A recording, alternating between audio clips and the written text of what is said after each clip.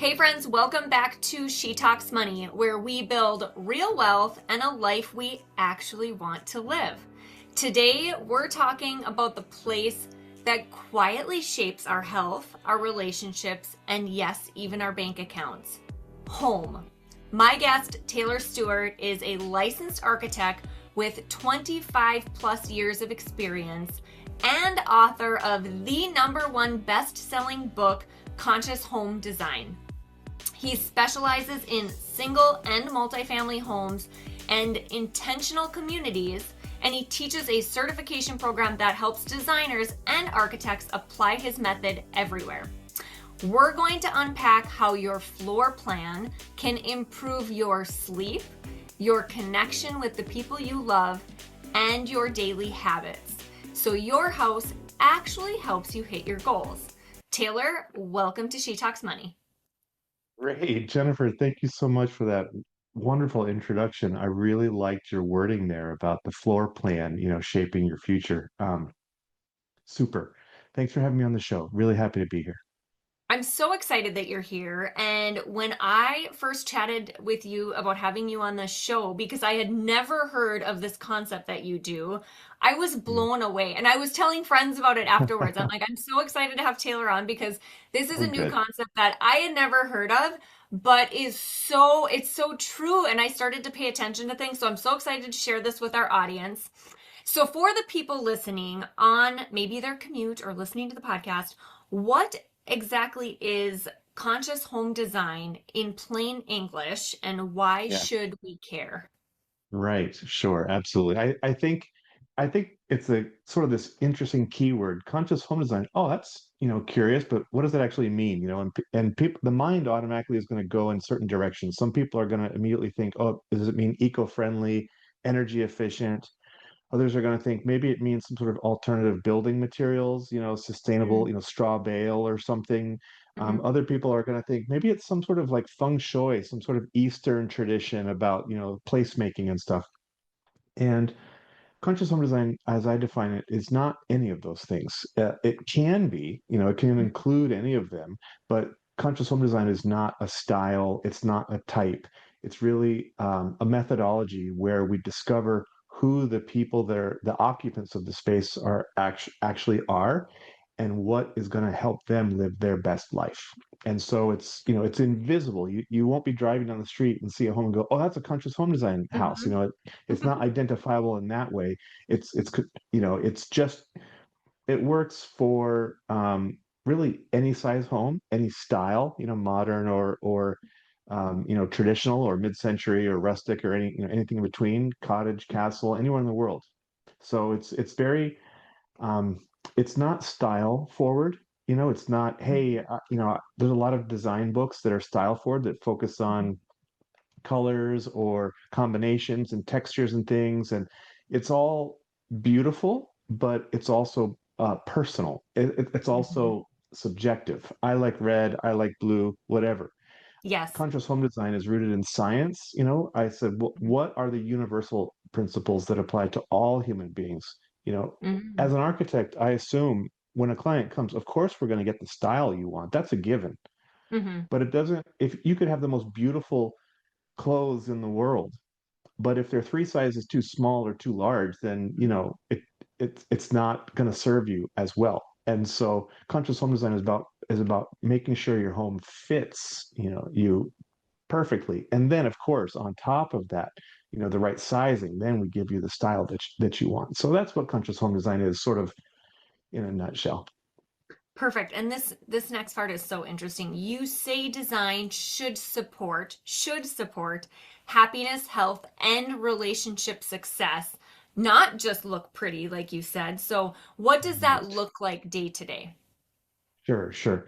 So that's touching on the second part of your first question, like why is this relevant, or why do people care about conscious home design? And obviously we all want to live our best life, and the highest calling of architecture is to help people live happily ever after. That's the Hmm. the purpose of architecture is to facilitate human activity.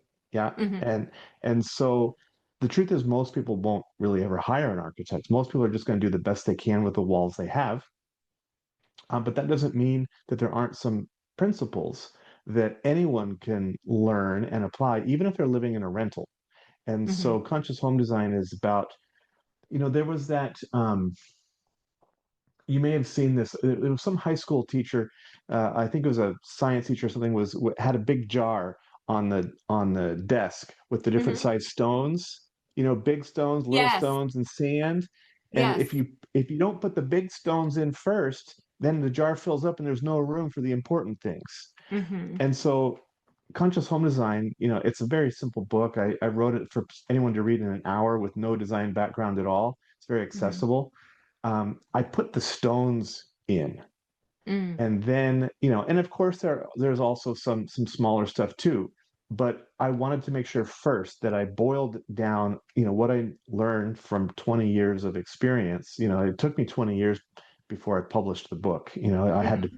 practice and, sort of evolve and say, okay, now I know if we do this, then we have a real benchmark of which you can measure success, um, against. Because when people are shopping for new homes, you can get decision overload. It's like, oh, what Hmm. about this? What about that? You can get distracted by bling. It's hard to evaluate what's the Yeah. best choice.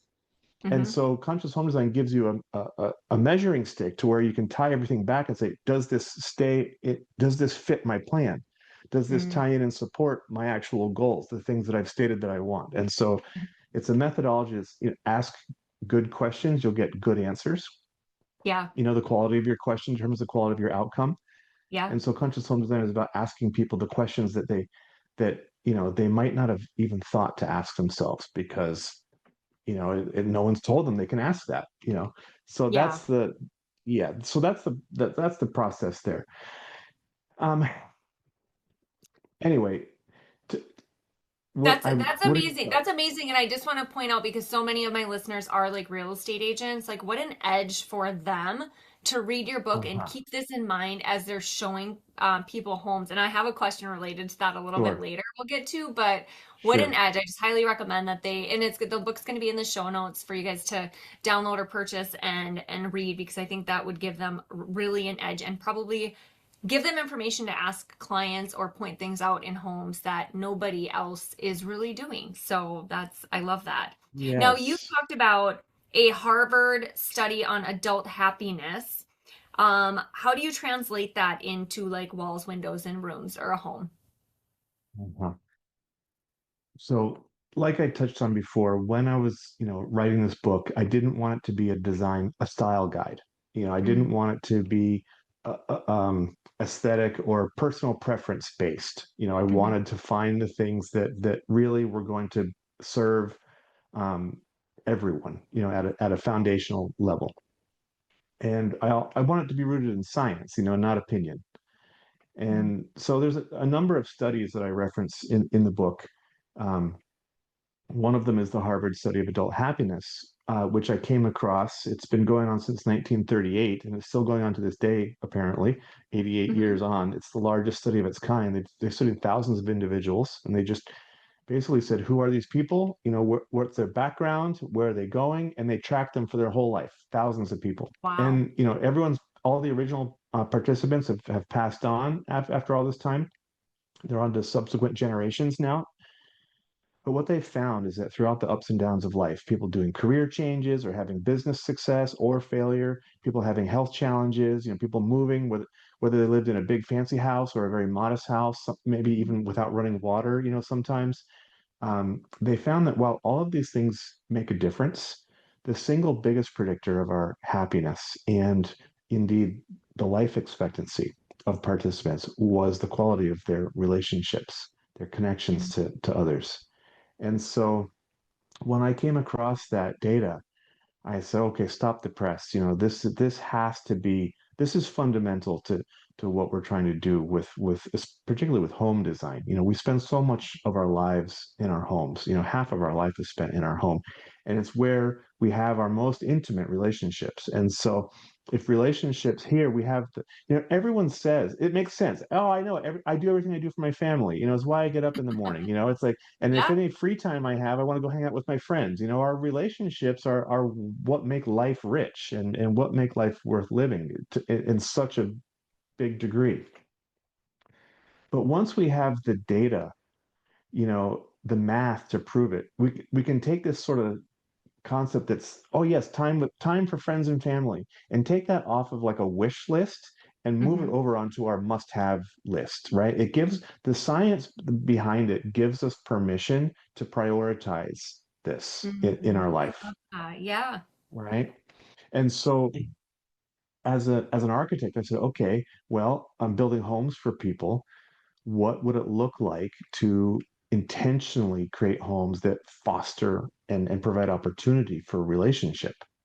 Mhm. And the Harvard study was very clear that relationship was certainly not limited to, a romantic partnership. Mhm. You can be single and still live a happy, full, rich life. Yeah. Mhm.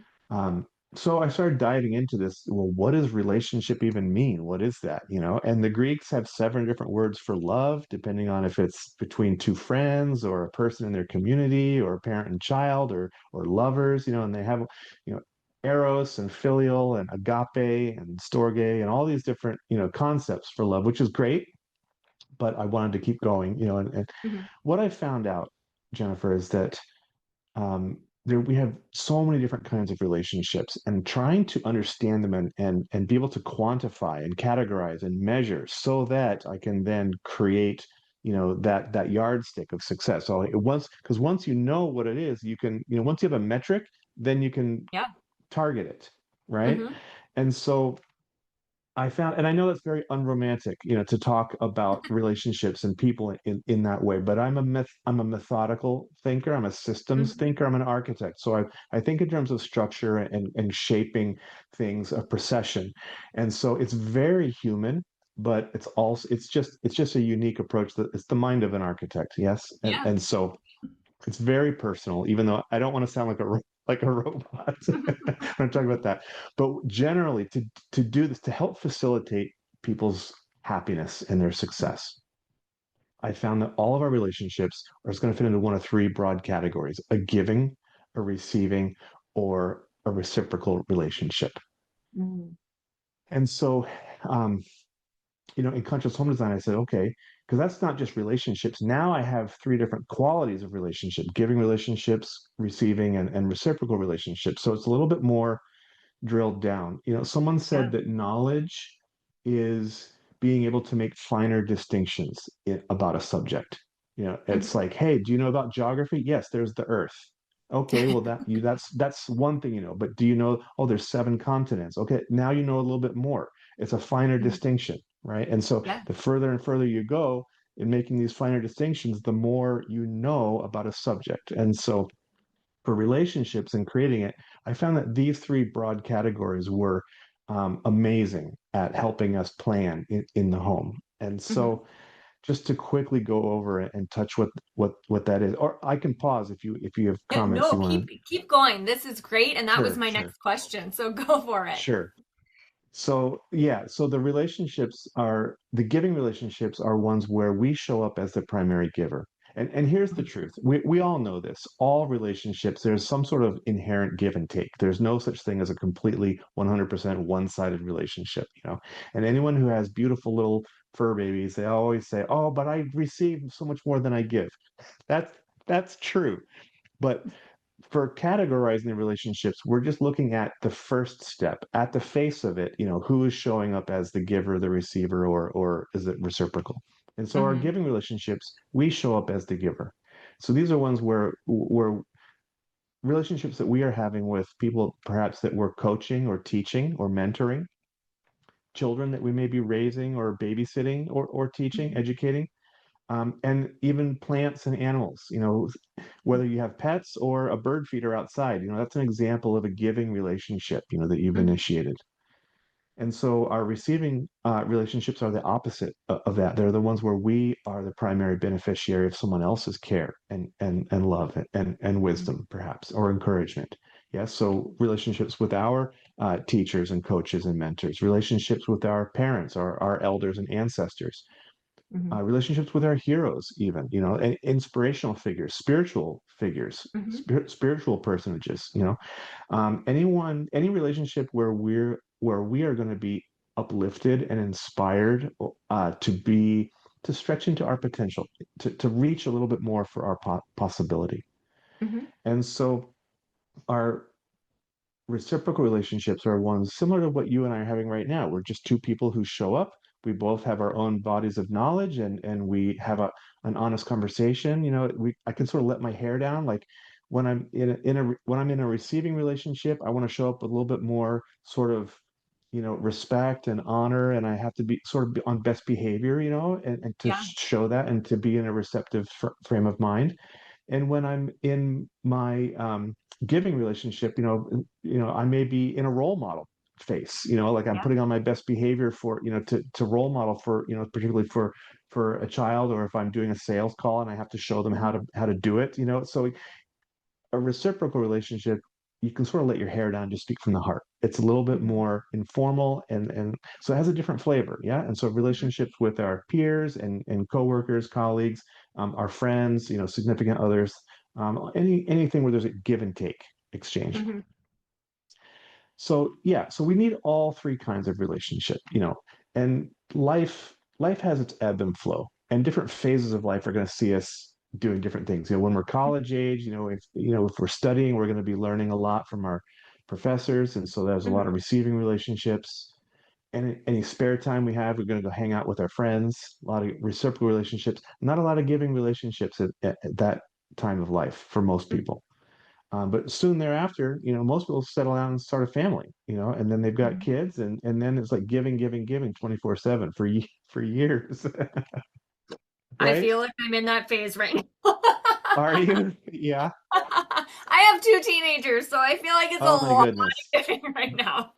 Right. Oh my goodness. Yes. Bless you. Certainly.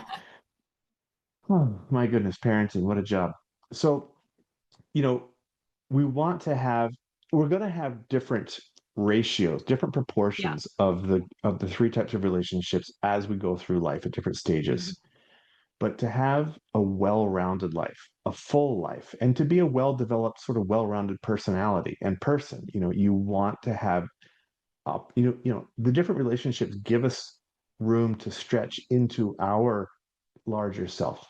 Hmm. And so, whatever is right for you, there's introverts, there's extroverts, and different expectations and different Hmm. desires for different kinds of relationships and frequencies and all that sort of stuff. You have to find your balance. The point Yeah. is, when we know that there's three categories of relationship, and we need we need some proportion of all of them, then we can Hmm. start planning for it in the home, And so Hmm. that's the big idea. But Hmm.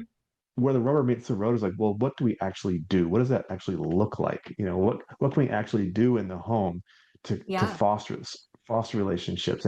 And do you have to build a brand new home from scratch to get that, or can you do that? If you just live in a small apartment that you're renting Hmm. somewhere, is there anything you can do to support relationships in that circumstance? And so, the answer is yes. Thankfully, Yeah, because that's it's the good single news. biggest predictor of our happiness and life expectancy statistically. So it's nice that anyone can do it. And Hmm. I'd be happy to share a few things if you Yes, think please do. everyone's That would be interested. great. Yes, for Yeah. sure. So, initially I said, okay, so this is good. So now that I can identify these three, giving, receiving, and reciprocal sort of values or qualities of relationship in all the Hmm. diverse forms they come in, we can now say, well, let's just not plan for a relationship, big sort of vague quotes, but let's look at giving, receiving, and reciprocal specifically and say, let's make sure that a conscious home has opportunity for all three kinds of relationship. Hmm. And I took that one step further and said, what would it look like?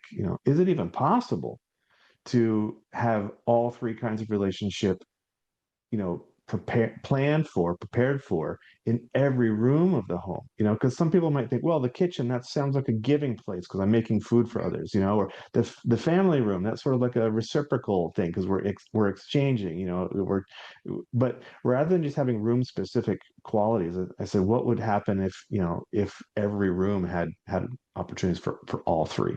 Mm-hmm.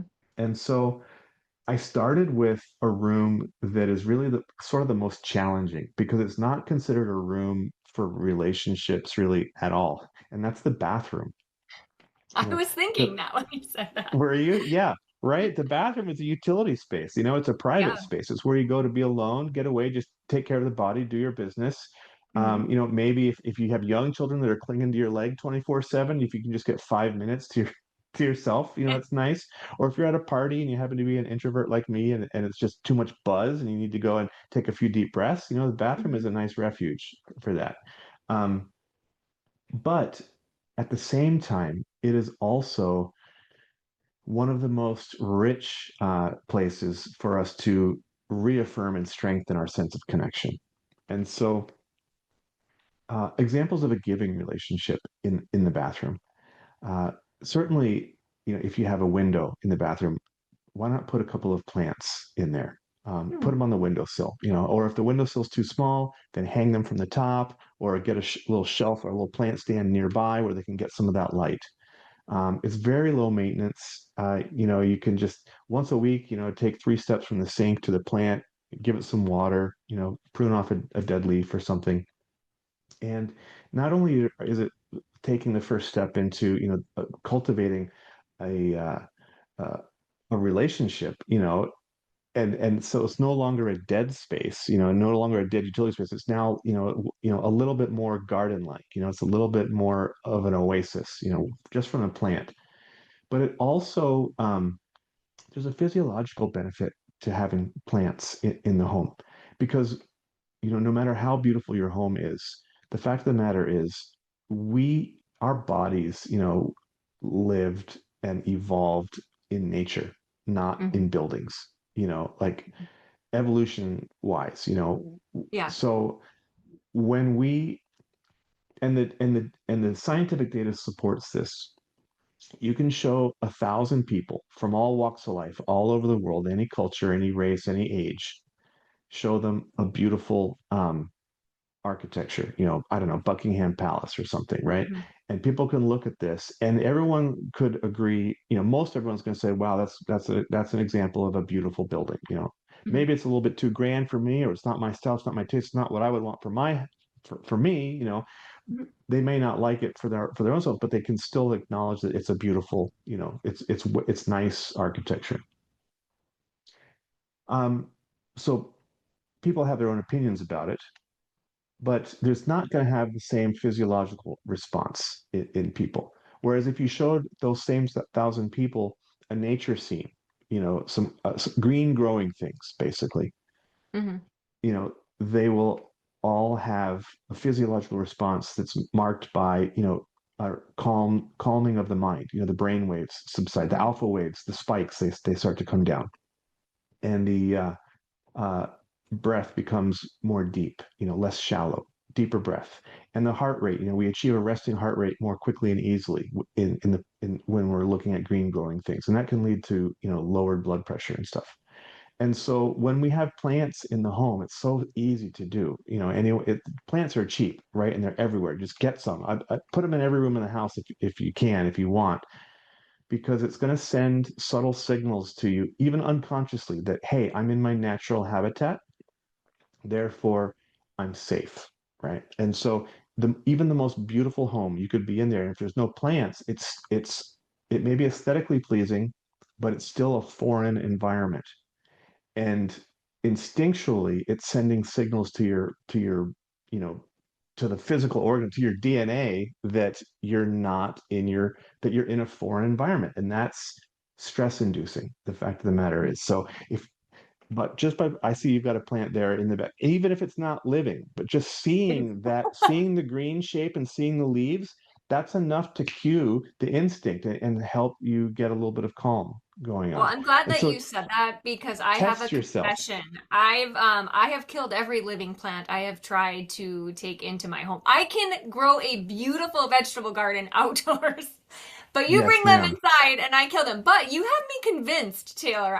That's the first thing I'm gonna do. I'm gonna get a plant and I'm gonna put it in my bathroom and I'm gonna test this theory because I Plants can are taste the cheap. light. They You are. can you can buy new ones every spring, no There you go. problem. Go down to the local garden supply or go to the home improvement store. They got a bunch of plants, even year round, they're selling them, and you can go and get a Perfect. few, just every time Yeah. you go, once a week, spend $5, bring home a new plant, it's just like it's okay if they die. I mean, it's like cut flowers, there are, you buy them, they're dead, but they brighten up the Yeah. house, right? So get your plants, and do that. And if you're very fortunate, that you live in a nice green space, you can open your windows and see that. But it's also cold and all the leaves are gone. And so it doesn't have the same effect.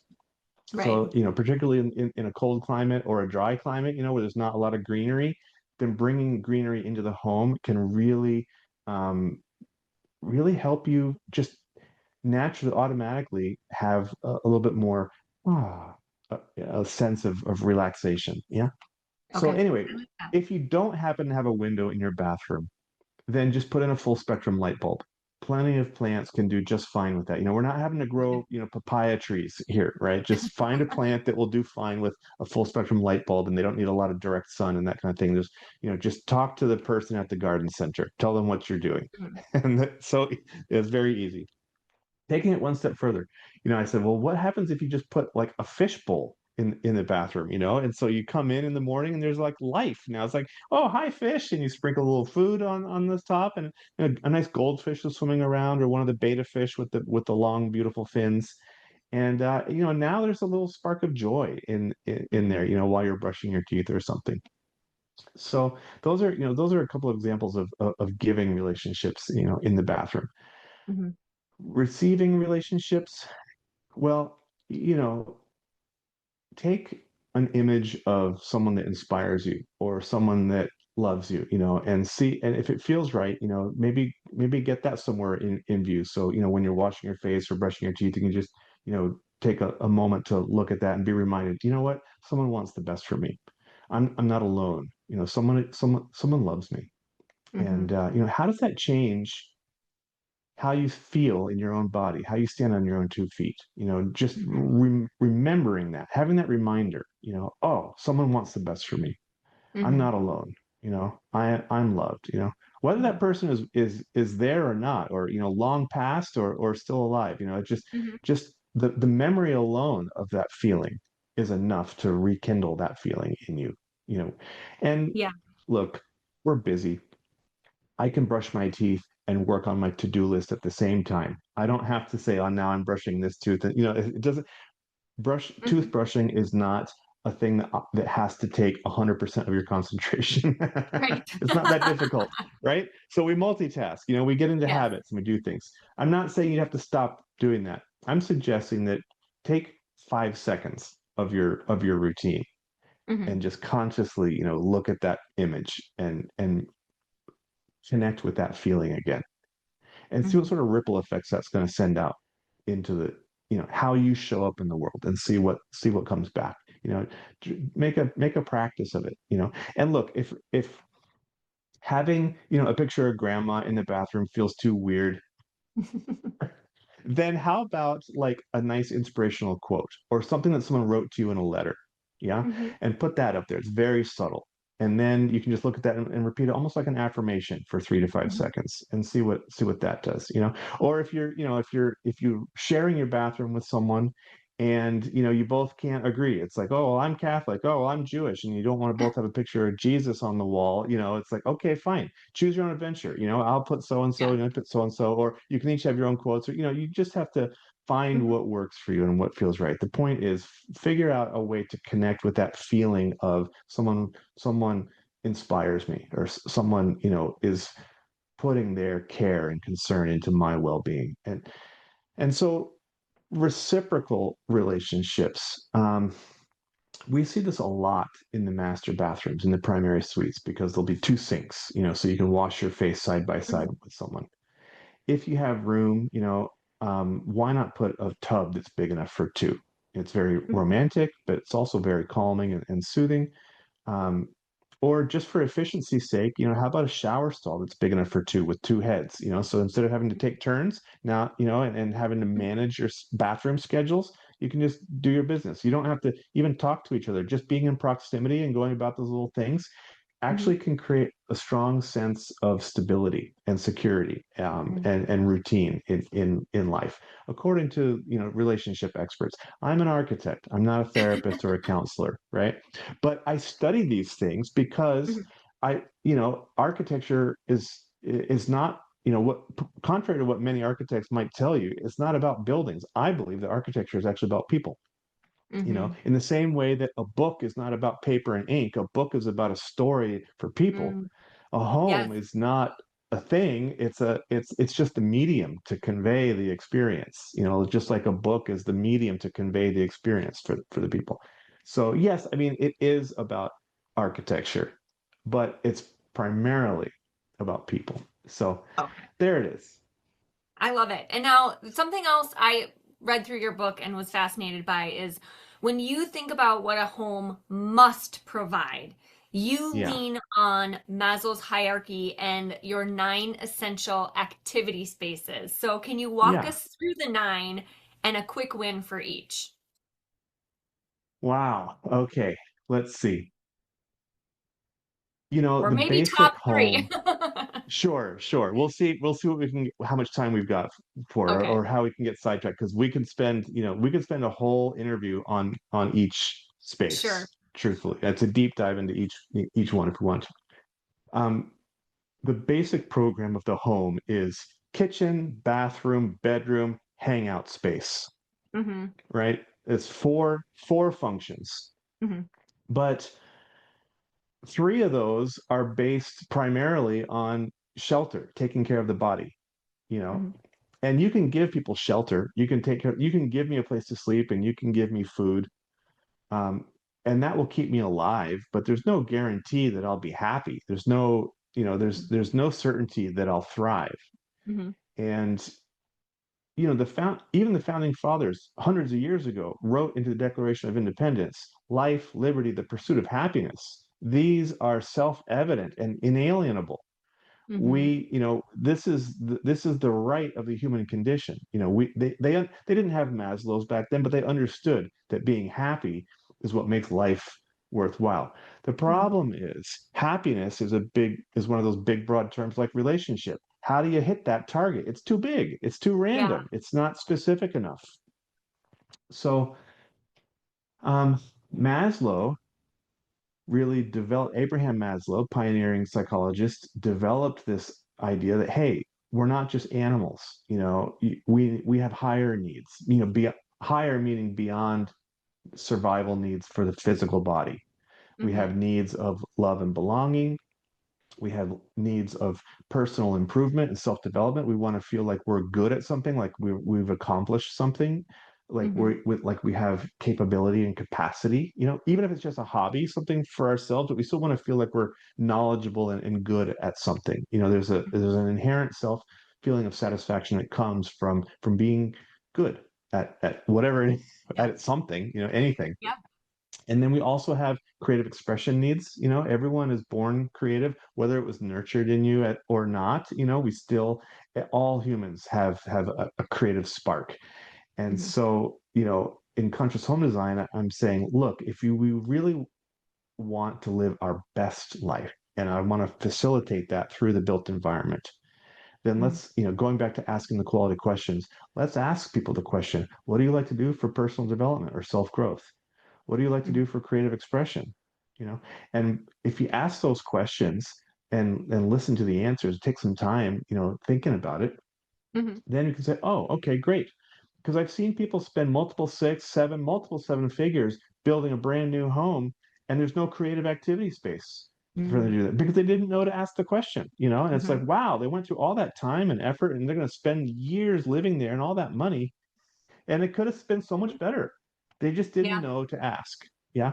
And so I I was looking for, okay, what are the sort of essential must-haves? And that's how I came up with the nine essential spaces. They're tied back to Maslow's, and Okay. it doesn't require that you have more space. Like you don't need to have a 6,000 square foot home to Hmm. get nine essential spaces. We can really do it in a small 750 square foot cottage, or apartment if we allocate space right. Most spaces are not. I look at Right. 99% of the floor plans I've seen tens of thousands of countless thousands of floor plans. I Who knows how many thousands of plans I worked on myself, but also seen out there. Most of them are still following the framework of kitchen, bathroom, enough bedrooms, hangout space. That's the Yeah. program, you know. Yep. And we've been although styles change, certain building materials change, and technology is changing, the basic function of the home hasn't been updated like in 100 years. Yeah. With the True. exception of perhaps a work at home office, Yeah. which is a new concept based on the technology age. Yeah, based on internet and stuff. Hmm. But other than that, there's really just the same, and so architecture needs to learn from what the other sciences and professions have learned, Hmm. so the science of human excellence, what the pro athletes have learned from mind body connection, and what the psychologists have taught about relationships or personal growth and stuff like that. It's like architecture can benefit so much from learning or from cross pollination from the other Hmm. human sciences. So that's what conscious home design is. That's what I'm trying to do. That's what I am doing. Yeah. I love it. So you prioritize air, water, and food in design as well, according to your book. What Right. are some of the top changes quick to improve indoor air quality and sleep without like a total gut renovation? My goodness. Sure. So, I mean, plants, right? On my website, Yes. you can get a free PDF download, the five best plants for indoor air quality. Okay.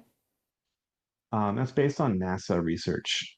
Okay. So get some plants, fill your house with plants, that can help. Not that can help with the air quality as well as the other reasons we talked about before. So plants are Sure. just so good to have. Yeah, for on Hmm. multiple levels. It's a win-win-win. Get some plants. Um, that's the easiest thing to do Sure.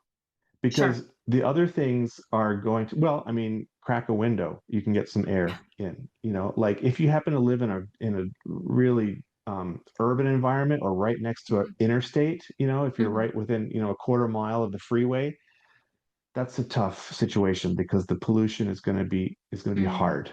Yeah. Um, but in most other conditions, if you're not living right next to a factory or right next to the freeway, Hmm. um, outdoor air quality is still going to be better than indoor air quality. Sure. Indoor air quality is typically 2 to 5 times worse than outdoor air quality without proper, you know, um, mitigation efforts. And so Hmm. keeping windows open um, to cycle air, that's the other low-hanging fruit. Now it's tough when we're living in the northern climates and it's 0 degrees out. Yeah. You want So I still do it though, especially Hmm. in the bedroom Okay. because fresh air helps. It's so the air, water, and food, that ties back to scientific first principles, which say, the strongest humans can go potentially 7 weeks without food, 7 days without water, 7 minutes without air. Hmm. Average person, it's like instead of seven, just make it three, you know? Yeah. Right? And Three so hours for food. Come on, let's be real. sure, sure. Well, that works. Yeah, I'm talking about like, yeah, right. I Yeah, get yeah. you. So the thing is, we all know this. Oh my God, I've got to have air to live, but we don't Yeah. actually build our buildings with that as the top priority. Like Yeah. when you go to the ocean, or when you go to a mountaintop and you take a big deep breath, man, you just feel so revitalized and Hmm. invigorated and recharged. But I don't think I've been to a building ever where I walked through the door to the inside and took a big deep breath and felt invigorated. You know what I mean? Yeah. It just it Yeah. just doesn't happen, you know? Yeah. And so, if you're spending 6 or 8 hours in your bedroom sleeping, having fresh air, it's oxygen rich, and that means that your sleep is going to be better and you're going to wake up less groggy, And also, if you're waking up groggy, check your air quality and check your hydration levels. You're probably dehydrated. Yes. It sucks to have to chug water before bed because then you have to wake up in the middle of the night to go pee. So you have to be disciplined during the day to make sure you're Hmm. well hydrated so that you don't, wake up at 2 or 3 a.m. just like just Yeah. the first thing I do in the morning is drink water. It's Hmm. how my body turns on and my brain starts turning after the water. If I don't drink water, I notice my time from sleep to being alert, from wake up to alert is this long. But when I drink water, cuts it in half. Hmm. So first thing I do is drink water, not coffee, water. Yeah. I love water. It's my favorite drink, actually. So I drink water water. and air quality is going to really pay for itself. Like the little bit, the heating cost of having the window just cracked a little bit. Hmm. Yeah. It's such a good investment to have air Okay. in your in your home there. So, Yeah. and then the That's relationships, right? Do that assessment. Look at every room in your house hmm. and go through and say, hey, um, do I have opportunities for giving, receiving, reciprocal relationships here? Hmm. That's the low hanging fruit.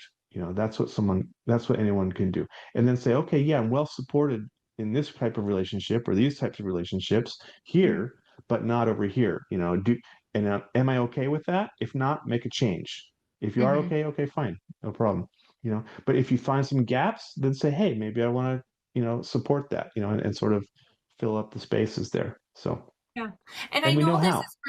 this is really a personal question because there's a Yeah. lot like once a person moves into a home, right? They can personalize and make these conscious home design decisions. But for home buyers and the realtor partners I mentioned earlier, if they're going to scan a house at a showing, is there anything that they should be watching for to spot a little bit more of a conscious home versus a headache? Definitely. So this is where the certification comes into, but you can do it just for yourself. Hmm. So I wrote the book, and Mark Twain wrote a letter to a friend. Hey, I would have wrote you a shorter letter, but I didn't have the time, and because editing things to chunk it down takes effort. Yeah. I hired 3 editors to help me with my book to make sure that I could reduce it from a 42 chapter book because nobody needs Mhm. to know everything that I know and no one's Yeah. going to want to read a book that long. How boring about architecture, And so I said, let's boil this down to, like I said before, the big stones, that Hmm. people really need to know. And beyond that, then let the architect do their job, And Sure. so that's the big idea. But applying that into what it's going to look like for you in your life specifically, Mhm. So then I hired someone with a dual master's degrees. They were uh, social work and psychotherapist. And so this person Wow. actively works, had done, at a government level Mhm. work for policy, for social work policy, with a staff under her, but Mhm. now had left that and pursued it and got another master's degree and now works as a private counselor and therapist for people. And so this person um, read my book, and together I said, hey, I want to make sure that all, for instance, the 9 essential spaces, but also the relationships and the first principles and the core values and all the things that matter to a person.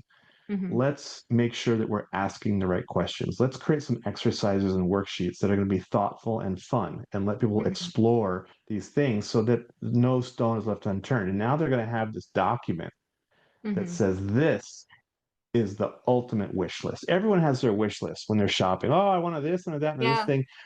But which of those things are actually going to move the needle in terms of your satisfaction? How do you really prioritize things, and not get distracted by fancy, shiny objects, Mhm. and bling and stuff like that.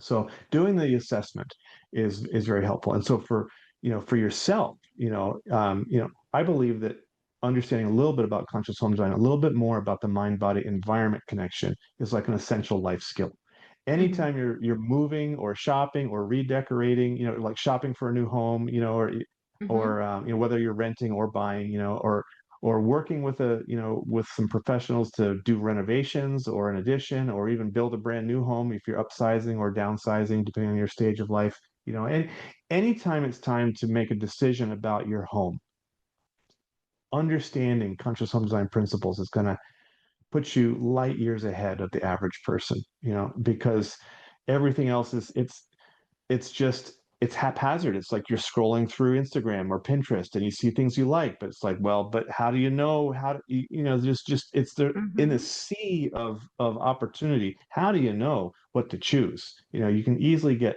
overwhelmed. And even when you make choices, you can still spend all this time and money and still miss it, and so that's what the framework of the workbook does for someone. And so for real estate agents, I can certify them so that they can guide their clients through the process. And what that is just, well, two things. If you're acting as a buyer's agent, then you can really sort of add value and say, hey, I can get you through this process and I can save you time from kissing frogs. You don't have to go waste time looking at homes that aren't going to serve you. And based on your thing, I can do an assessment of that. I can look at floor plans and say, okay, this is, a 7 out of 10 on a conscious home score, but Mm-hmm. if we made this little change or this tweak here, it'd be 8.5.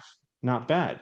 Right. And so, but so it can really help you evaluate things more quickly and know how to shift, That's if you need amazing. to, sort of bolster the weak points. Yeah. That's what I mean by What an shift. amazing Hmm. way for those people to level up too, because I help people Mm. every day purchase homes and I'm doing the financing side of it, but I can't tell you how many of those people Oh, I talk great. to 6 months or 12 months later. I'm like, how's it going? Are you loving the house? And they're like, well, we It's like it, tragic. but it's a really emotional process, right? Like they don't think it is, but it's an emotional process. And then once they have to live in Sure. it, then all of a sudden they Yeah. start to notice all of the things because they didn't really imagine their day-to-day life there. So whatever. So I think this is such a huge benefit to the people working with us and for realtors to get certified. I think that's an awesome idea. So, I got all a right, we call. will Oh, have yeah, we'll have links to the certification and the workbook in the show notes. But now I have a fun personal little lightning oh, round cool. for you, Taylor. Just a few quick questions left. Okay.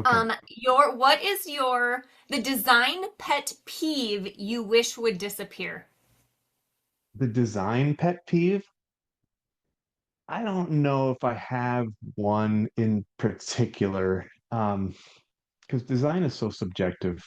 Mm-hmm. But I think my biggest pet peeve is clutter. Mm-hmm. Yeah. And clutter happens for a couple of reasons. One is, we live in a different world than we did 100 years ago. Clutter Mm-hmm. didn't really exist 100 years ago because stuff wasn't ubiquitous. It was hard to make stuff, but Mm-hmm. now we have this. Now the economic climate of the world today, or at least in the United States today, is that real estate is quite expensive. Square Mm-hmm. footage is a lot, but stuff is super cheap. We're importing it by the boatload, every Yeah. day.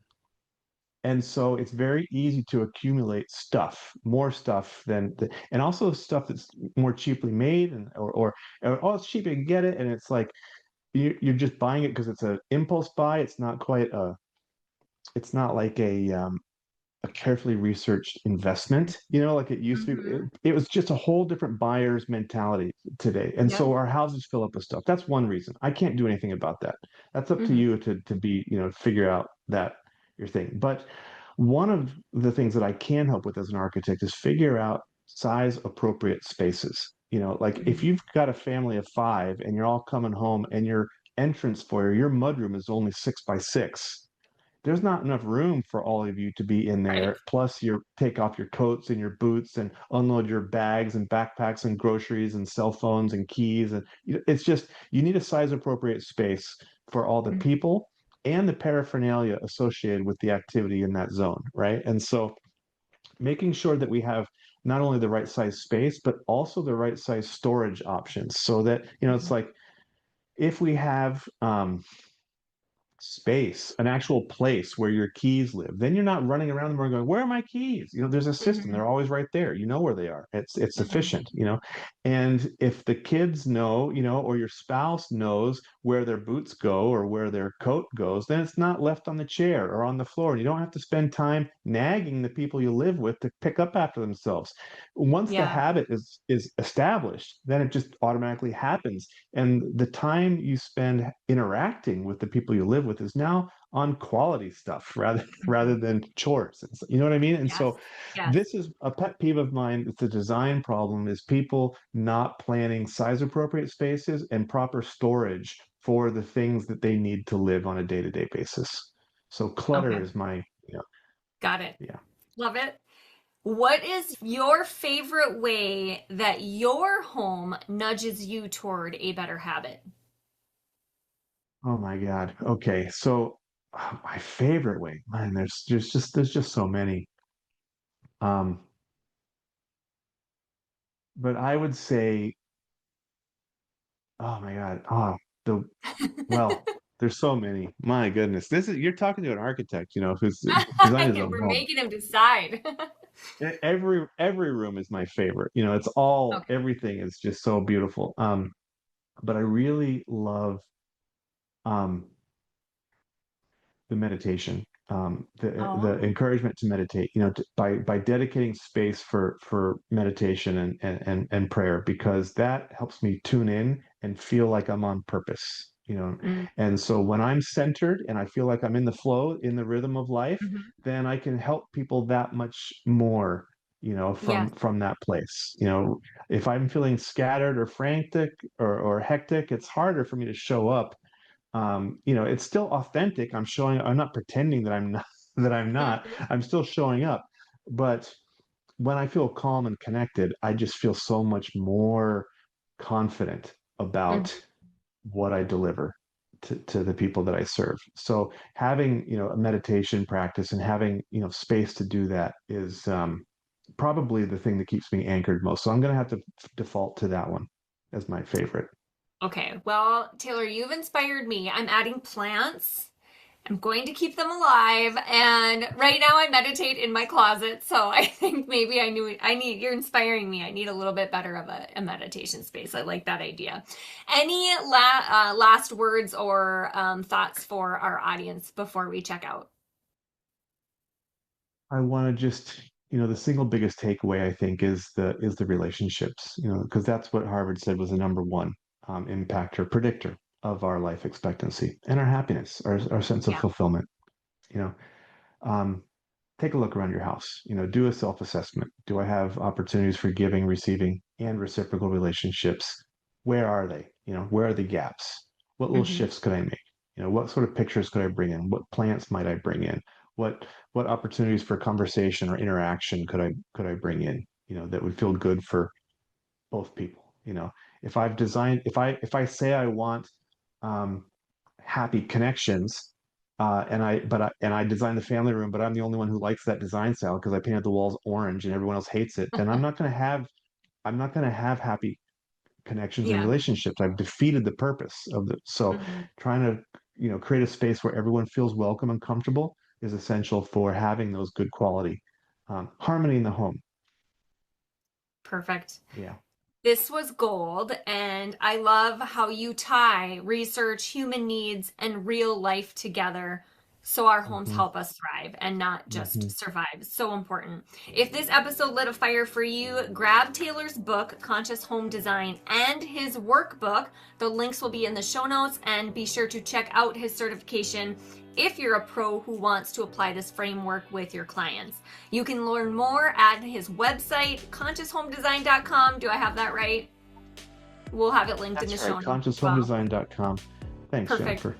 Yep, and if you're new here, hit follow on She Talks Money, drop us a 5-star rating, and share this episode with a friend who's about to move or remodel, or could just be a little bit more happy in their home. Your home is your silent partner in wealth and well being. Make it work for you. See you next week.